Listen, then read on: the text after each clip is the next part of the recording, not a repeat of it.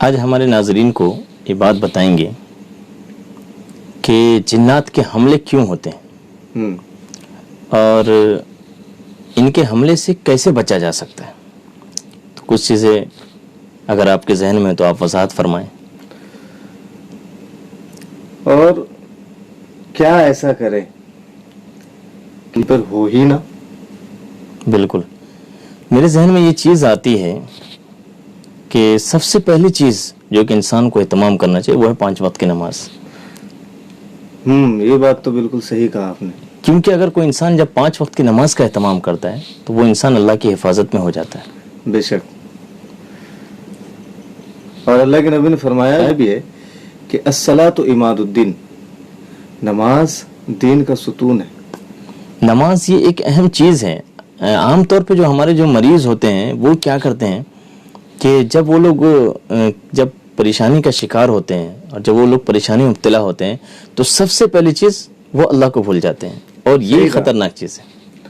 صحیح کہا. اور گمراہی کا راستہ سب سے بڑا یہی بن جاتا ہے. اور گمراہی کا راستہ یہی بن جاتا ہے ان کے لیے. یہی چیز شیطان جو ہے نا ان کے اوپر زیادہ حاوی ہو جاتا ہے اس چیز کو. اور پھر وہ اس چیز کو سوچتا ہے کہ اب ہم جو ہے دیگر جگہوں میں چکر لگانا شروع کرتے ہیں. جس در پہ جانا چاہیے اس در کو لوگ چھوڑ دیتے ہیں. بالکل بالکل بالکل بالکل صحیح کہا.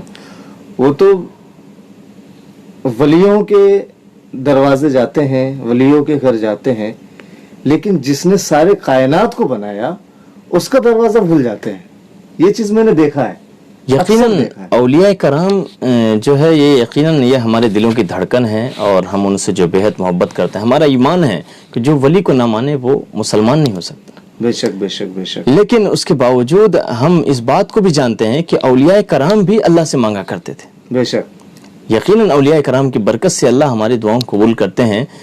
لیکن ہمارا یہ ہونا کہ بالکل جو ہم سب کو اللہ کو چھوڑ کر نمازوں کو چھوڑ دے، عبادت کو چھوڑ دے اور ہم جو ہے ادھر ادھر کے چکر میں پڑتے رہیں، یہی غلط ہے. یہی چیز خطرناک ہے. یہی ہم سے غلطی ہو جاتی ہے. یہی خطرناک چیز.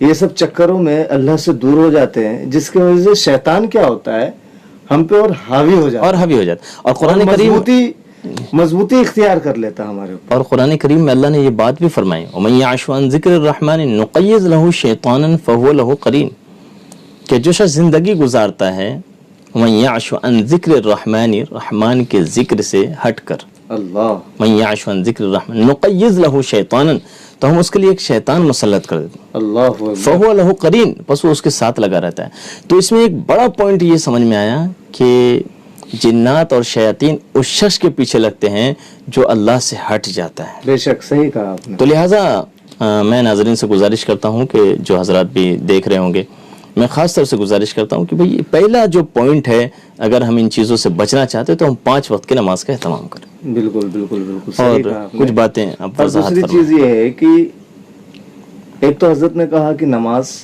یہ تو بہت بہت ضروری ہے. نماز جو ہے ہمارے زندگی میں پاور ہاؤس کی طرح کام کرتا ہے. بالکل بالکل. جیسے ایک پاور ہاؤس ہوتا ہے جس سے ساری سپلائی ہوتی ہے، چاروں طرف اسی سے سپلائی ہوتا ہے، تو ہمارے زندگی میں نماز کا جو حصہ ہوتا ہے وہ پاور ہاؤس کے اس سے بھی بڑھ کر ہوتا ہے. اور باقی جو چند چیزیں ہیں، جتنی چیزیں ہیں جیسے کچھ عملیات ہیں، کچھ دعائیں وغیرہ ہیں، کچھ حکمتیں ہیں، کچھ تدبیریں ہیں، تو وہ سمجھ لیجئے ایک آپ بورڈ سمجھ لیجئے، پنکھا سمجھ لیجئے، بٹن سمجھ لیجئے، یہ اس کے مانند ہے. باقی جتنی بھی چیزیں ہیں نماز کے بعد. کیونکہ نماز سے کیا ہوتا ہے ہمارے زندگی میں ایک سکون پیدا ہوتی ہے اور ہمارے گناہ معاف ہوتے ہیں. اور دوسرا جو ہے اللہ تعالیٰ زندگی میں بہت بہت سکون، بہت ہی سکون عطا کرتا ہے. نمازیوں سے خوب دور بھاگتا ہے.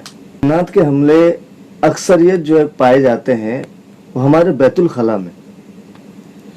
یہی وجہ ہے کہ اللہ کے نبی صلی اللہ علیہ وسلم نے بیت الخلاء کی دعا جو ہمیں سکھلائی ہے وہ بہت زبردست پوائنٹ کی طرف اشارہ کرتی ہے. دعا ہے کیا ہے دعا؟ اللہم انی اعوذ بک من الخبث والخبائث.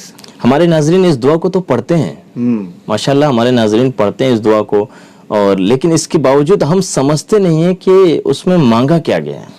اس میں کہا کیا گیا ہے؟ اس کے اندر میں یہ ایک زبردست پوائنٹ یہ بتایا گیا کہ اللہم انی اعوذ بک من الخبث والخبائث. جب ہم اس کا ترجمہ پڑھتے ہیں تو پتہ چلتا ہے کہ وہاں کیا مسئلہ ہوتا ہے. فرمایا اللہم انی اعوذ بک من الخبث والخبائث کہ اے اللہ میں آپ کی پناہ میں آتا ہوں خبیث مرد سے اور خبیث عورت سے. اللہ اللہ. یعنی ناظرین ہم کو اس سے یہ پتہ چلتا ہے کہ اللہ کے نبی نے جو فرمایا اس سے ہمیں یہ پتہ چلتا ہے کہ بیت الخلاء میں خبیث اور خبیثنی، خبیث مرد اور خبیث عورتیں ہوتی ہے. خبیث مرد اور خبیث عورتیں ہوتی ہیں. یہی تو وجہ ہے کہ اللہ کے نبی کہہ رہے ہیں کہ پناہ مانگتا ہوں میں.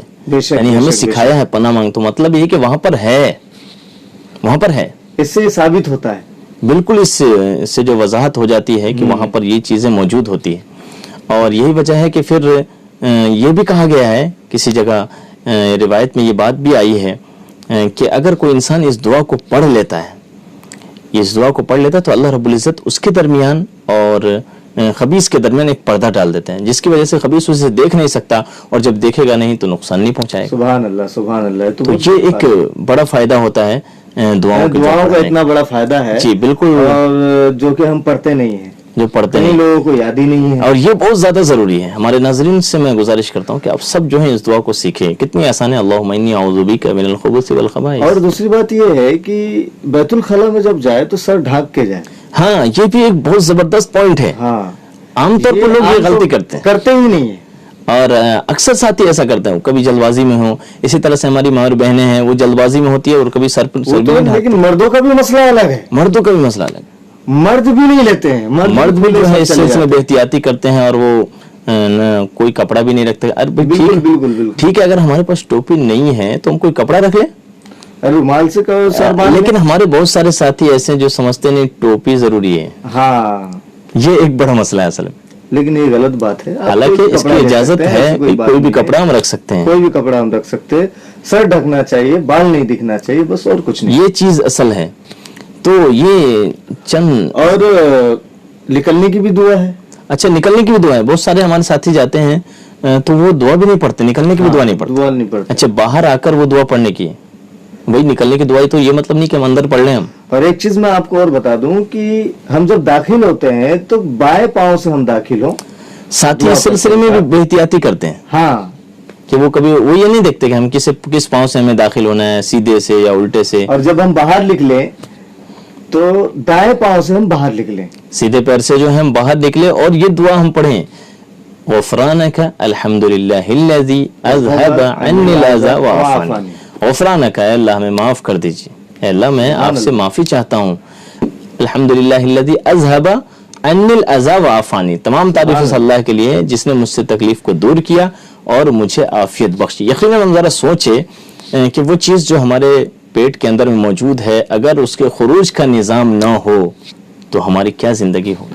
اللہ اکبر. یقیناً اللہ کا ایک زبردست نظام ہے. بالکل. کتنی تعریف ہم اللہ کی کرے کم ہے کہ اللہ اس تکلیف دہ چیز کو ہمارے اندر سے نکال دیا. اس لیے بڑی آسانی سے یہ اللہ کا شکر ہے. لوگ دوائیں کھاتے ہیں بڑی پریشانی کے ساتھ، جو ہے وہ کرنے کی کوشش کرتے ہیں. ایک شخص کو میں نے دیکھا کہ اس کی یہی پریشانی تھی، شدید پیٹ میں درد. یہ دوائی کھایا، وہ دوائی کھایا. ارے بولے حافظ صاحب، بولے کیا بتاؤں، بولے میری یہ پرابلم ہے، بولے ہو ہی نہیں رہا ہے، بولے کروں تو کروں کیا. اور بہت زیادہ بے چین، بہت فراغت کے بعد جو اسے سکون ہوتا ہے، اور اسی پہ جو ہمیں اللہ کی تعریف کرنا چاہیے. یقیناً ایک سانس پہ ہمیں اللہ کی تعریف کرنا چاہیے، لیکن یہاں ایک بڑی مصیبت سے اللہ ہمیں نجات دیتے ہیں، اس لیے ضرور ہمیں اللہ کا شکر ادا کرنا چاہیے. صحیح. ناظرین، ہم گزارش کرتے ہیں آپ سے کہ اگر عملیات کے سلسلے میں اگر کوئی ضروری چیزیں اگر آپ کو جاننا ہو تو ضرور آپ husnkhubar.com کو آپ لائک کریں، سبسکرائب کریں، کمنٹس کریں.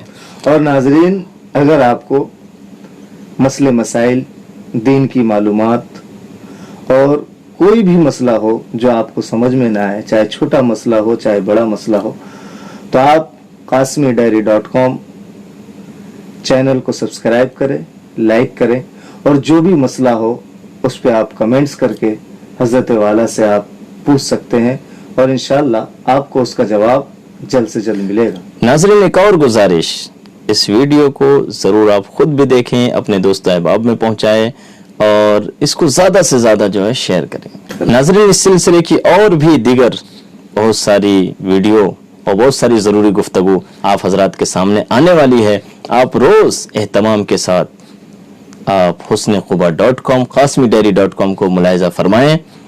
حسنقبا.com کے اوپر میں ہمارے حافظ محمد تنویر صاحب دامت برکاتہم العالیہ آپ کو نظر آئیں گے۔ قاسمیڈائری.com پہ حضرت مولانا نیاز احمد قاسمی کو ملاحظہ فرمائیں اور زیادہ سے زیادہ سبسکرائب کریں۔